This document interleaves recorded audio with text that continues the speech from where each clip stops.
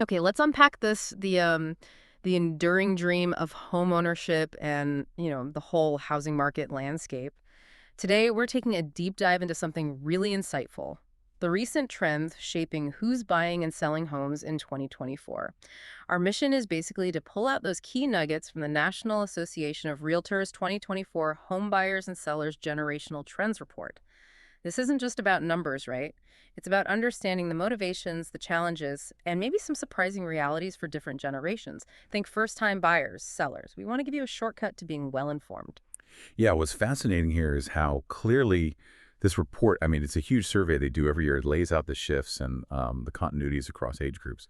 And if you connect this to the bigger picture, you see these really distinct patterns, first-time buyers versus seasoned sellers.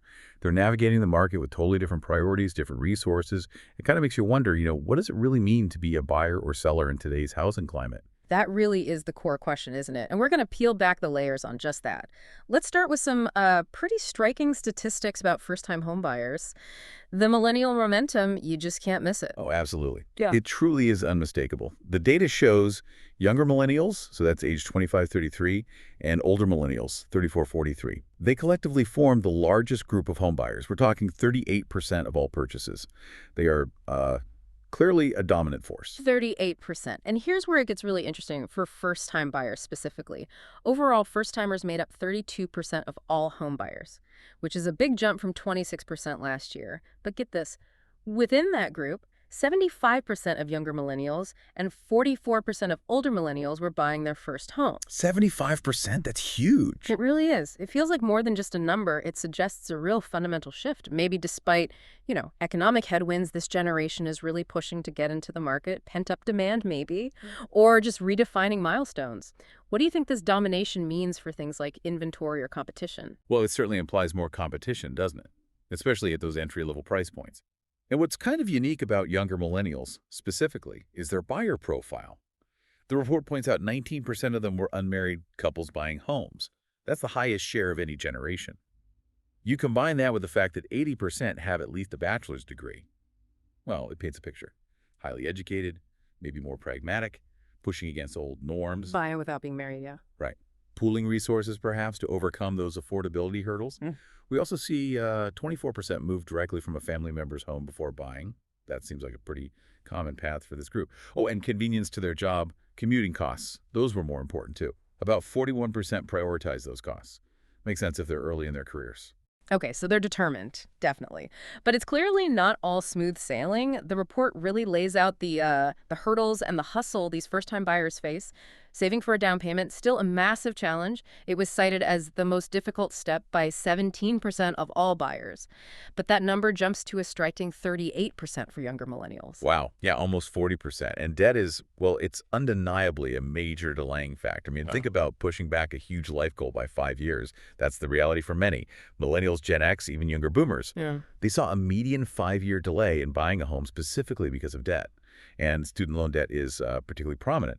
Nearly half, 41% of younger millennials said they had student loan debt. Median balance, $30,000.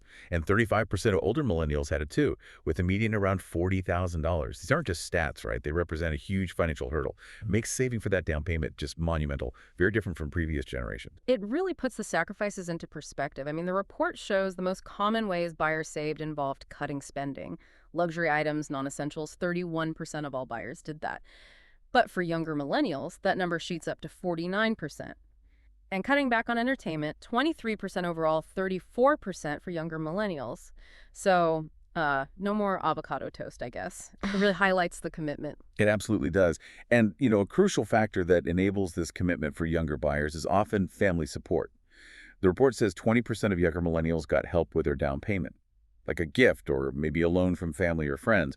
That's more than any other generation. It really highlights how intergenerational wealth transfer, or at least support, is playing a pretty big role in getting these younger buyers into the market. They're facing new headwinds, sure, but they're also using those traditional support networks. Makes sense. Okay, let's shift gears a bit. What are they actually buying and how are they finding it?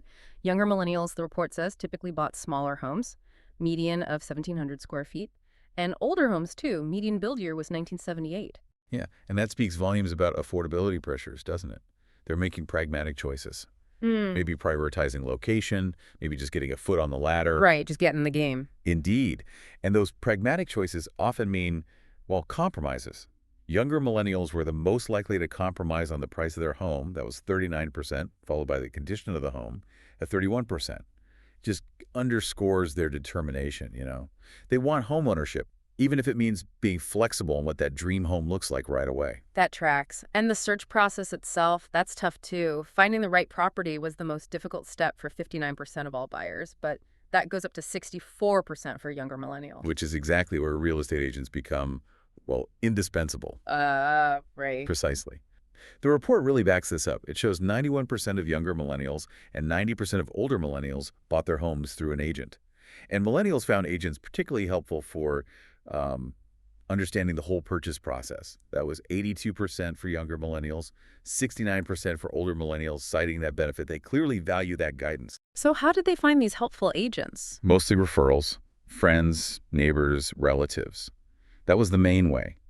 53% for younger millennials and 45% for older millennials found their agent that way. Word of mouth is still powerful.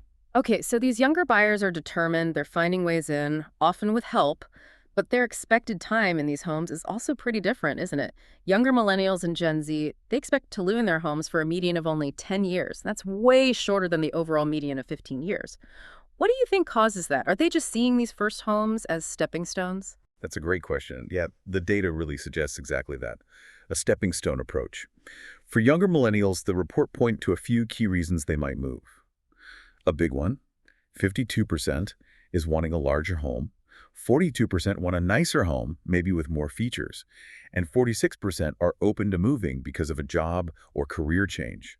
So it paints this picture of, dynamic, aspirational homeowners. They see their first home not as the forever home, but as that crucial first step on a longer property ladder. They expect upgrades as careers and families grow. It's a less settled approach, maybe. Interesting. So, okay, we've dug into the buyer's journey, but what about the other side of the coin? Who's selling these homes? What's driving their decisions in this market? Let's switch focus now to home sellers. We're seeing shorter tenure and really diverse motivations ruling this side of things. Yeah, and what's fascinating here is the generational mix of sellers. Baby boomers, they make up the biggest slice at 35%, then Gen Xers at 23%. But the report also shows this really distinct shift in how long people are staying put before they sell. That's right. So overall, sellers typically lived in their homes for 10 years. But younger millennials, they owned their homes for a median of just 4 years. 4 years. Yeah, that's a much more dynamic selling cycle for them, especially when you compare it to sellers aged 59 and older. They typically own their homes for 15 years. Huge difference. Suggests maybe a more fluid, perhaps opportunistic way of using equity earlier? Could be. And the reasons for selling also vary a lot by age. It reflects different life stages driving the market activity. Right. Millennials, both younger and older, they're largely selling because their house is just too small. It's at 31% for younger, 37% for older millennials. Or maybe a change in family situation, need more space for kids, that kind of thing. But contrast that with older generations. They're primarily selling because their homes are too large, or maybe to move closer to friends and family. So downsizing or a lifestyle shift towards convenience and community as they get older. And looking at the selling process itself and the agent's role, the consistency across generations is pretty striking there. 89% of all home sellers worked with a real estate agent. That trend holds remarkably steady across all the age groups. And the market performance, strong. The final sales price was a median 100% of the final listing price. Shows really robust demand. Right. But even with that strong market, sellers are still, using smart strategies to attract buyers. 32% of sellers reduced their asking price at least once. Interestingly, 35% of the silent generation sellers did this, compared to just 26% of older millennials. And 23% of all sellers offered incentives to attract buyers.